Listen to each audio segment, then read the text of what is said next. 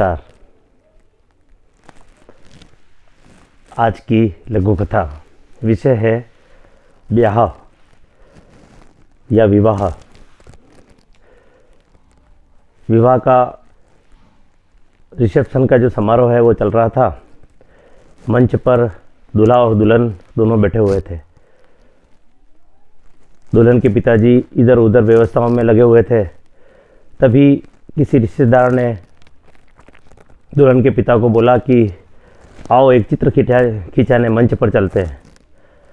मंच पर पिताजी को देखकर बेटी के मन में एक खुशी की एक अलग ही मुस्कान उसके चेहरे पर आई। जोधपुरी सूट पहनकर पिताजी मंच पर आए। पूरे दिन की व्यस्तता के कारण पिताजी से मिलना हुआ ही नहीं। पहले तैयार होने के लिए ब्यूटी पार्लर पे दुल्हन गई। वहाँ से सीधा वह जो जहाँ भोजन होने वाला था, रिसेप्शन होने वाला था, उस मैदान के अंदर, गार्डन के अंदर वो आई।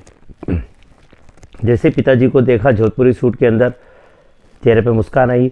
मुस्कान आते ही उसकी नज़र पिताजी के गले के ऊपर पड़ी। अरे, गले में जो चमचमाती चेन जो पिताजी हरदम पहने रखते थे वो आज दिख नहीं रही थी। पिताजी को पास में आता देख दुल्हन ने तुरंत पिताजी को बोला, पिताजी आपकी गले की चेन कहाँ है? पिताजी सकपका गए। गले में हाथ लगाकर बोला, अरे घर पे भूल गया।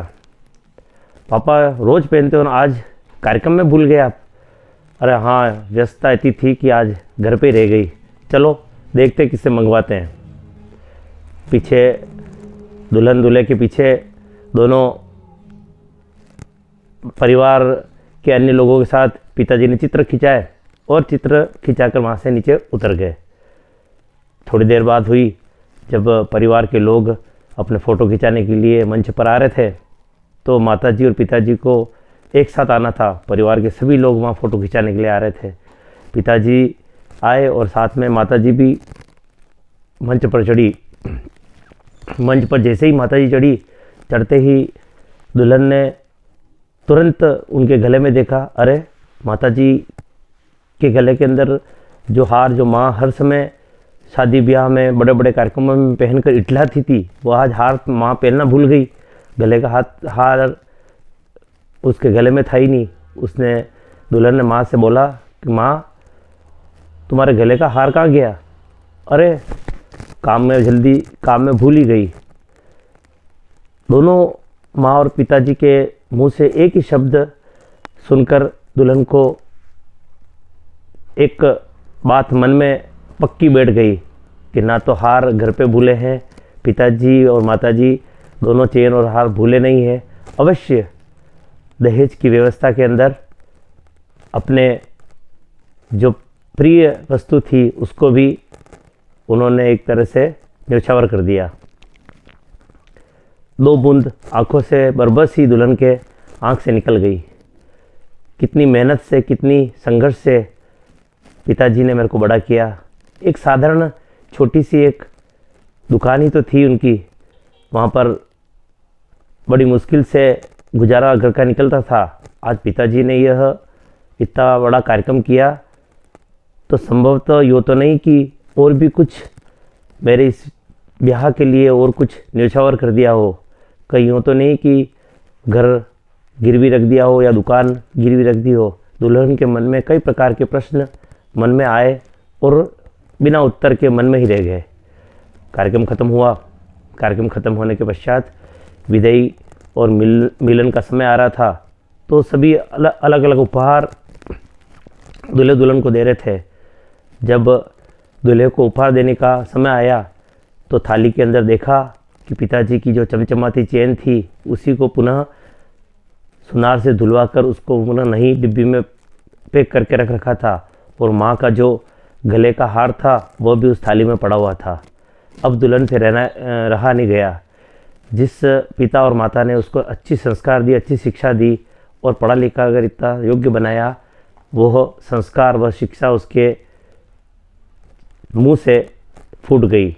खड़ी होकर बोली कि अगर मेरे को ससुराल में ले जाना है तो मेरे को अकेले को ले जाना, अगर आपको स्वीकार हो तो मैं आपके साथ आऊँगी। बरबस बहू के मुंह से ये शब्द सुनकर ससुर जी तथा जो दूल्हा था वह भौचक्के रह गए।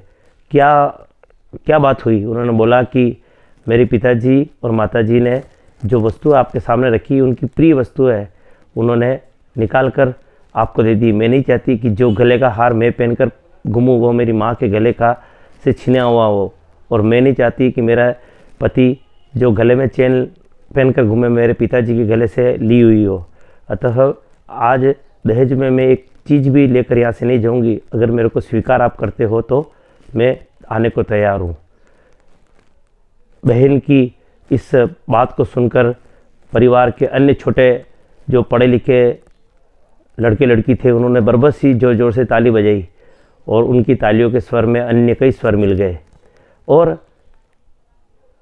वर पक्ष के लोग भी खड़े होकर बोले कि नहीं, तुमने बहुत अच्छा कदम उठाया है। हम दहेज को जो हमें दे रहे हैं, इस अभिशाप को अभी ख़त्म करेंगे और हम अपने घर से शुरू करेंगे। दहेज में एक वस्तु भी नहीं लेंगे, केवल हम अपनी संस्कारी और पढ़ी लिखी बहू को लेकर जाएंगे। ये हमारी बहुत बड़ी पूंजी है, बहुत बड़ी हमारे लिए उपहार है।